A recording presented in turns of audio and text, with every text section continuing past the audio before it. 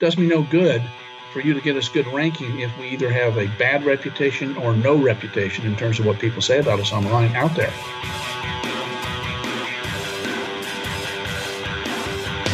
Hey, podcast listener, you're about to discover insider tips, tricks, and secrets to making more sales and converting more prospects into customers with email marketing.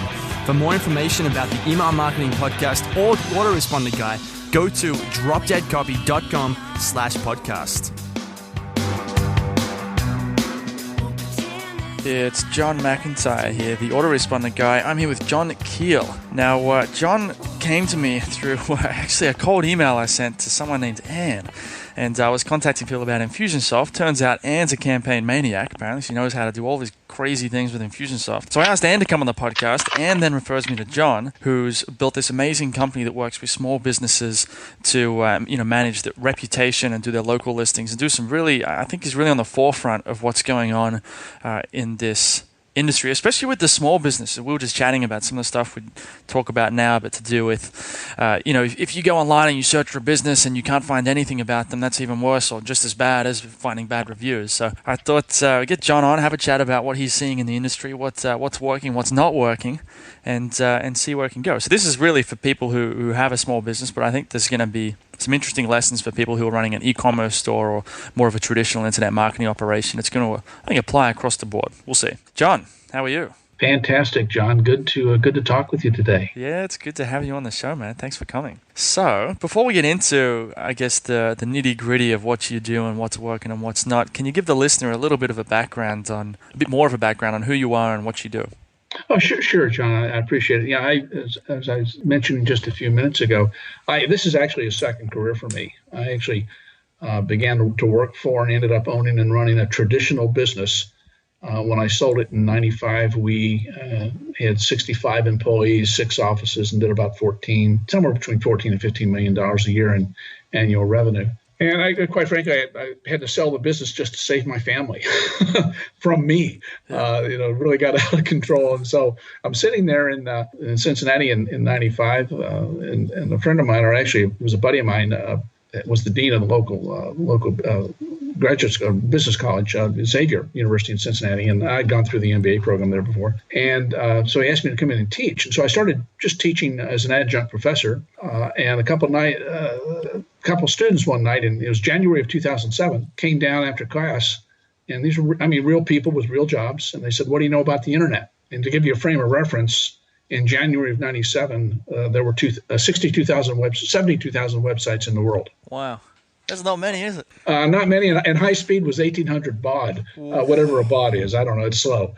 But, we didn't know any better. So went online for about 7 or 8 weeks and just said, holy cow, this is a tremendous, or could be a tremendous tool for real business in terms of lead generation and so on. And I will admit, I didn't know a whole lot about marketing back then. So whatever I thought a lead was back then, and got involved. And I said, this could be a new thing for me. And so learned from some very smart people. And in fact, one of the lessons that I learned, as you were alluding to, is I found 4, 5, 6 people that it seemed like they would knew what they were talking about. I bought their stuff. And back then it wasn't digital delivery, John. Who was selling this stuff back then? Names like Marlon Sanders and Declan Dunn and Jonathan Mizell, all some of my original mentors. Information products. But it got delivered to you in a notebook with VHS tapes and cassettes. And so that's how I learned. And then I approached each of them, and this is the lesson. I said, I need to go to the source of the information. And they became mentors. And so I actually paid my own money and went to them. And over about 4 or 5 months, they taught me everything basically that they knew, and came back and said, I'm going to kill. And I've been very active in the local small business community. I just wanted to have a little business here in Cincinnati and work with business owners I already knew. And after about 6 months, I had 0 success. And my daughter not my daughter at the time, but at that time, my oldest daughter said, well, you're going about it all wrong. And she said, you're trying to convince people who don't know they have a problem that they do. And I said, wow. And she says, what you ought to do is just help them go find people that have a problem and help them improve their results, which is where the name of my business, Improved Results, came from. So little change in focus, and things started taking off. And then since I was already involved at Xavier, things always get connected. I ended up developing co-developing the online marketing program for MBA students there, and so ended up teaching that 4 or 5 years. And out of that came more people. I found out about pay-per-click in '98. This is way pre-Google, and got sort of a reputation around that. We developed some software to manage bids, and wrote a book, and things just sort of started taking off. And right. In fact, as I mentioned, Perry Marshall, who's a very good friend of mine, came to the first seminar we did on pay-per-click search engines, and of course he took it from there with Mr. Google AdWords. And I wasn't really interested in becoming a pay-per-click expert.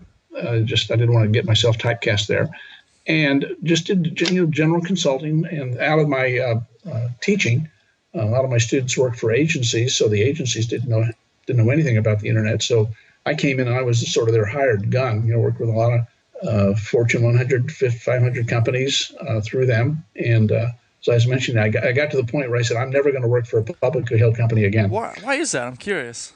Oh, well, number one, back then it was, it's all about, as Dan Kennedy says, big dumb companies who have stupid money. And they just spend the money. And they, at that point in time, they really weren't interested in the results. Tracking was not that important. Yeah. With my engineering background and what I've learned from marketing, I'm a big believer in tracking everything. Yeah. And things don't move fast. Yeah. I mean, just really, really slow. So you kind of exited out of all that and got back into working with small and medium-sized businesses. And then in late 2007, a friend of mine at Google told me, he says, you really need to look at local, the next frontier. I did. And I said, my goodness, this is, talk about, I personally believe that small and local businesses, and a small local business is anything maybe under $10 million a year or something like that, maybe 20. And they are the only people, if you look at net job creation in this country, it's certainly not the big companies. And I think they're the savior to our economy. And I had been one, and I was one. So I started working in that arena with ranking, and we got pretty good at Google local ranking and all the things that are involved with that. And then so that was 2008. Began working with a couple franchises. So all of a sudden, our business is really growing. We're working with multiple locations around the country. And June 1st, 2012, Google made some massive changes, which affected, as we say, 80 million businesses worldwide in one day. And it all had to do with, technically, and I'm not much of a technical person, but how these things that people call reviews are shown, and whether they're indexed or not indexed. After that point in time, it wasn't a big deal. It's a big deal today. And so we kind of flip-flopped our business because we'd not really focused on reviews primarily prior to 2012. But as a number of my clients have said to us, I said, does me no good for you to get us good ranking if we either have a bad reputation or no reputation in terms of what people say about us online out there. Yeah. In fact, that means they just find it quicker. So today our focus is on primarily working with, initially anyway, with businesses to get that problem handled, right. and then move into things like ranking and all kinds of traffic generation and conversion things. Right. What's interesting there is that, like, when people come into this, usually they go for, well, I'm going to increase traffic and I'm going to increase conversions. But I like what's going on here is it's a little bit different in the sense that you don't, put that to the side for a second. And step number one is to manage the reputation and make sure that they look good. And really, I believe that is a conversion issue in a sense, because if I have a bad reputation is we think anything under a 4-star reputation online. Or I have 0-star, I have no reviews online, which again is just in today's environment is just terrible, quite frankly. And people, here's why that's important. Think about this: most businesses are built from what we call private referrals, word of mouth. And we did we're involved in a study about a year ago with some folks, some friends of ours, and the question asked was this: when somebody recommends a business to you, what's the first thing you do? In fact, John, I would ask you, if somebody tells you about a local restaurant, what's probably the first thing you're going to do? Check it out online. Yeah, I'm going to Google them. In fact, we found that over 90% of the people said that's what they do. Wow. And so if 90% of the people from what we call a word of mouth or private referral are going online, they're checking, over half of them are looking for reviews. Others are maybe looking for their website or going on social media to check them out. So we say, gosh, if 90% of people are doing that, let's focus on those people and give them what they want.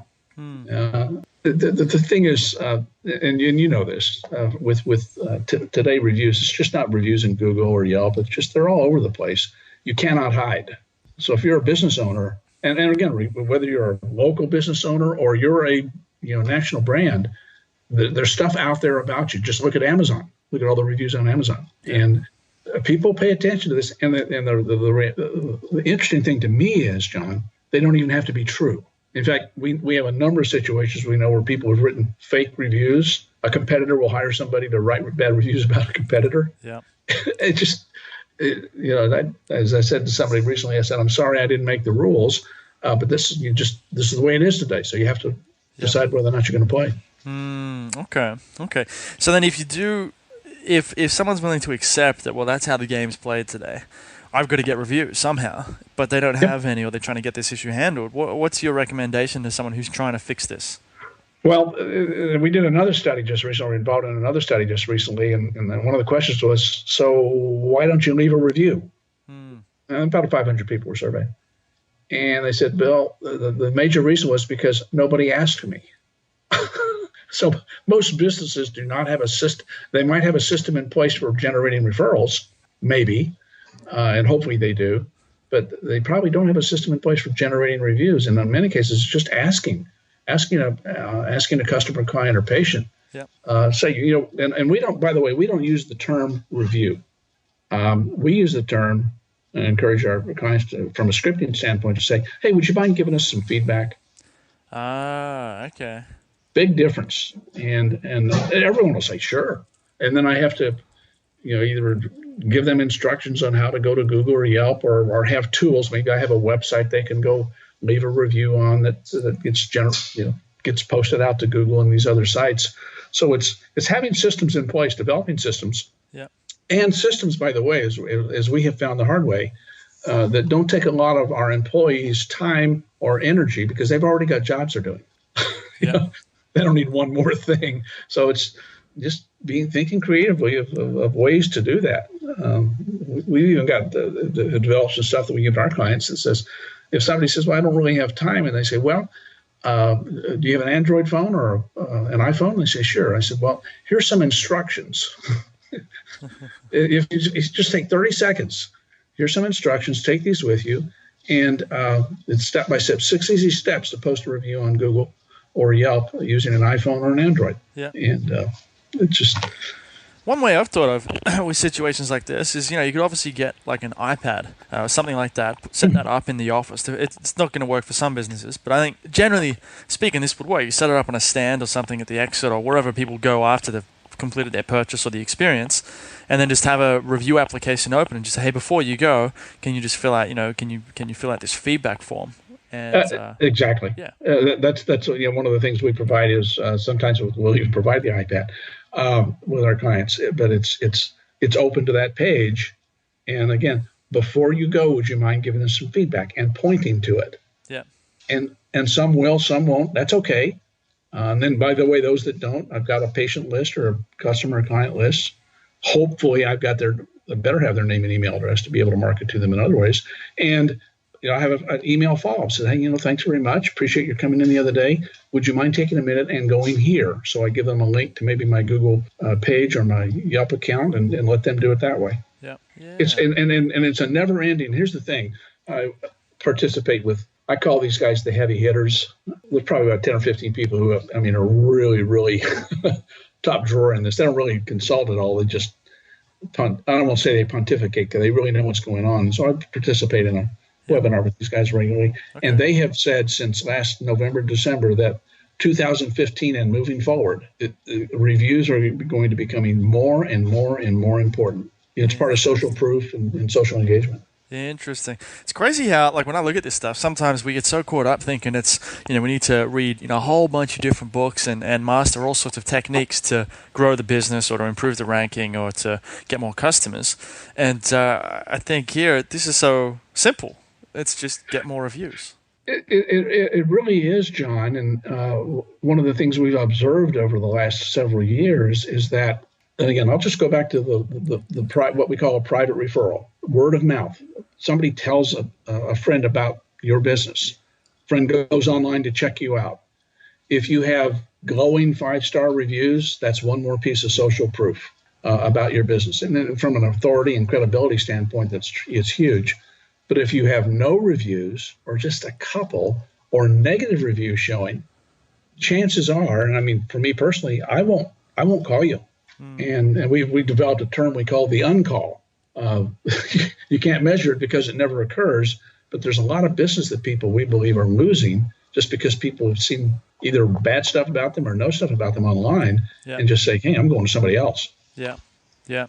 So it's sort of interesting if you think about like a positive feedback loop in the sense of if you're doing referral strategies and you're trying getting people to refer you, that's great. But if the review system's broken or if you don't have if you've got bad reviews or if you don't have any reviews, that feedback loop's going to be broken and the referral process isn't going to work.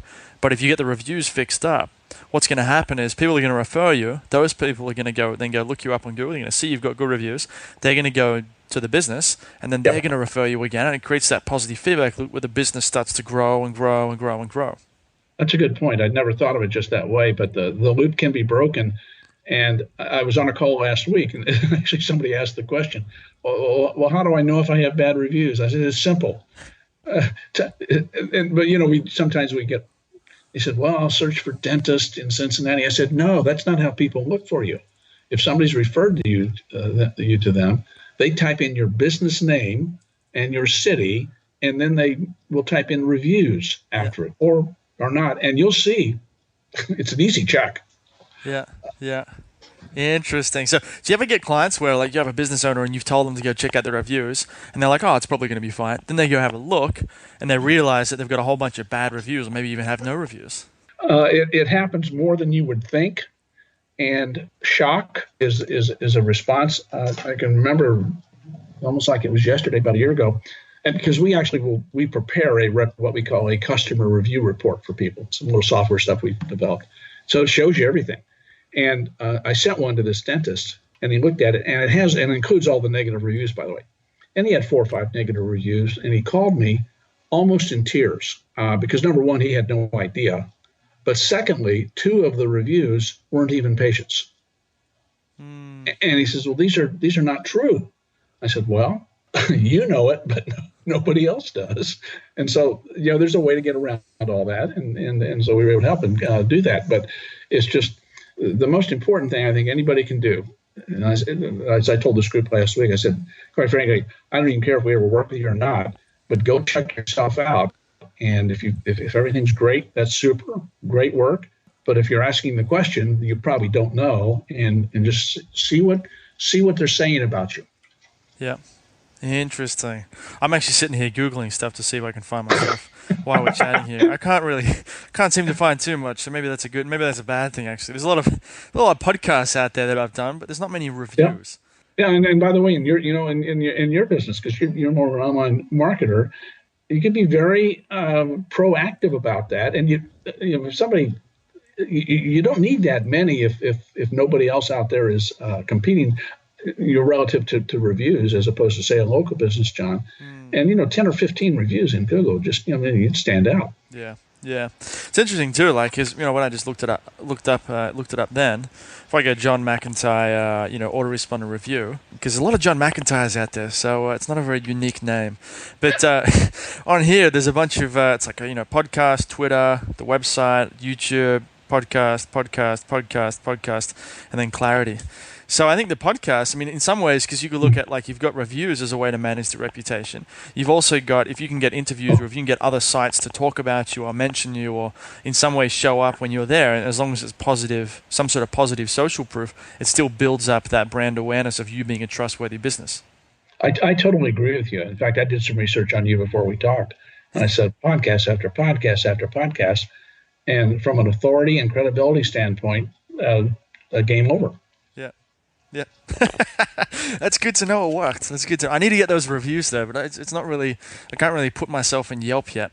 No, and in fact, I wouldn't even recommend that. I just saw an article today that, well, I won't get into Yelp, but it's important from a Google perspective for sure to have reviews in Google about your business. Okay, and another thing I was interested in asking you is because you mentioned that Google came to you and said, local is going to be huge. So I was wondering, when it comes to trends and what's going on right now at the internet, is everything's changing very rapidly.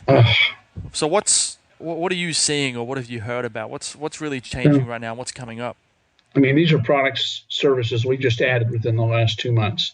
We're being very aggressive with our clients on reviews, even to the point, John, where and again with what we do, we provide a bunch of tools and software and stuff for people to get reviews, but that's dependent upon our client actually changing behavior. Yeah.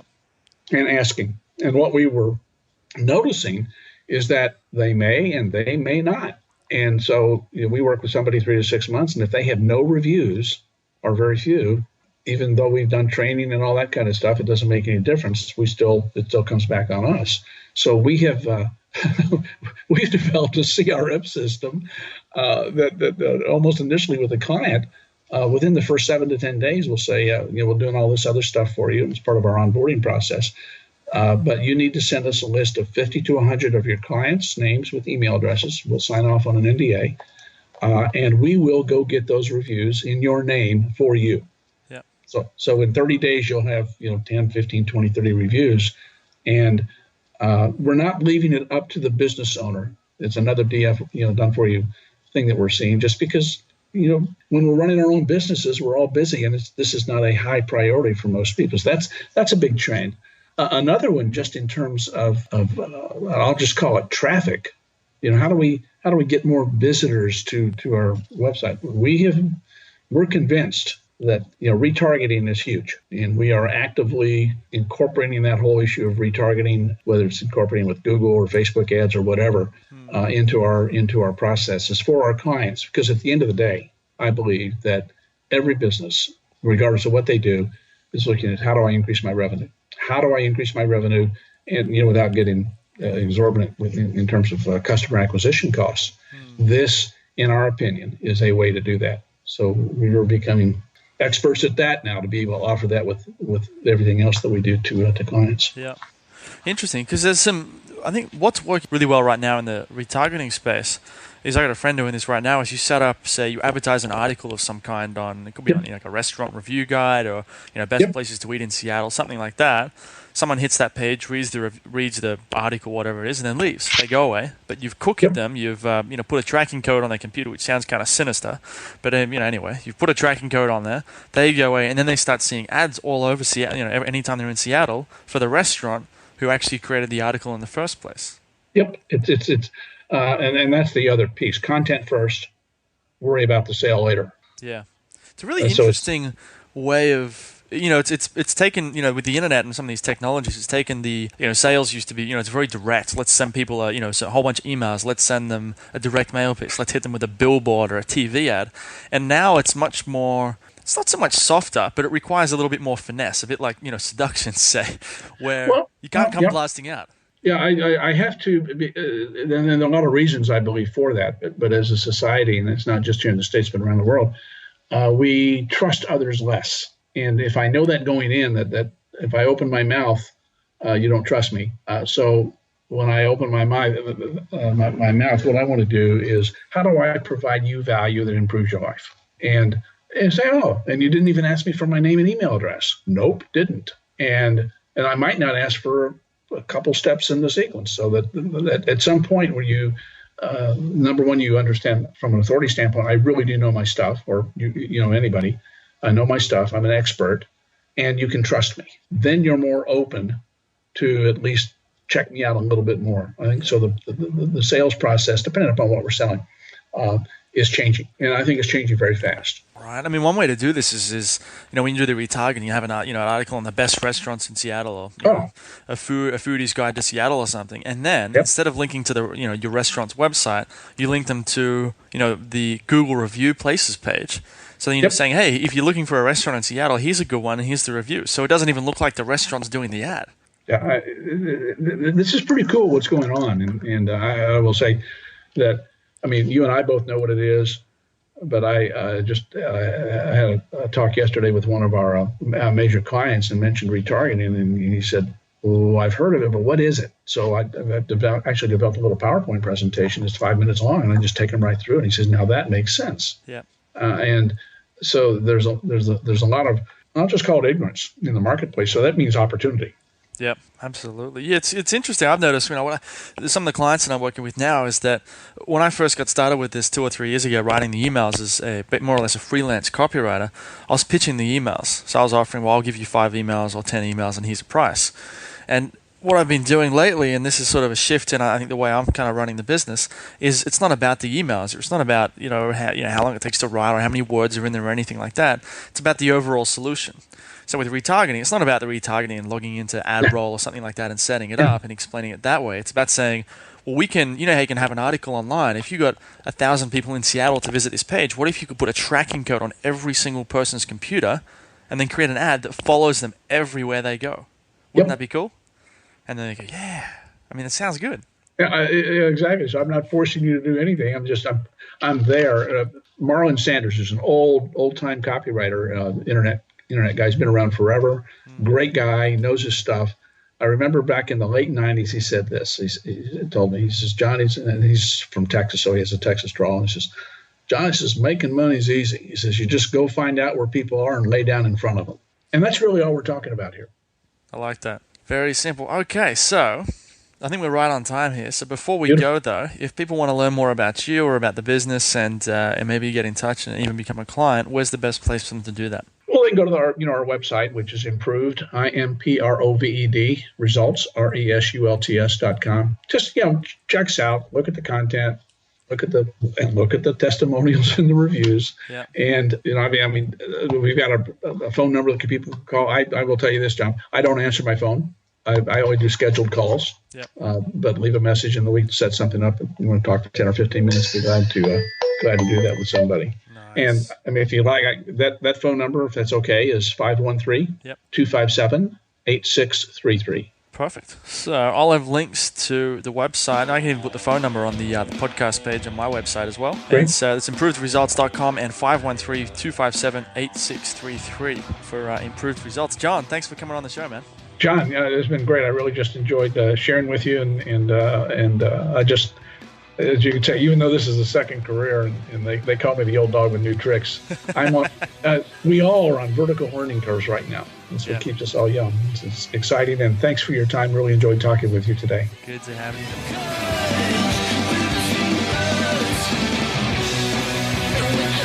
Hey everybody, thanks for listening. If you want to discover more insider tips, tricks, and secrets about driving sales with email marketing, sign up for daily email tips from the autoresponder guy. Go to dropdeadcopy.com/podcast. Sign up, confirm your email address, and I'll send you daily emails on how to improve your email marketing and make more sales via email. You'll find out why open rates don't matter and the 7-letter word that underlies all effective marketing and much more.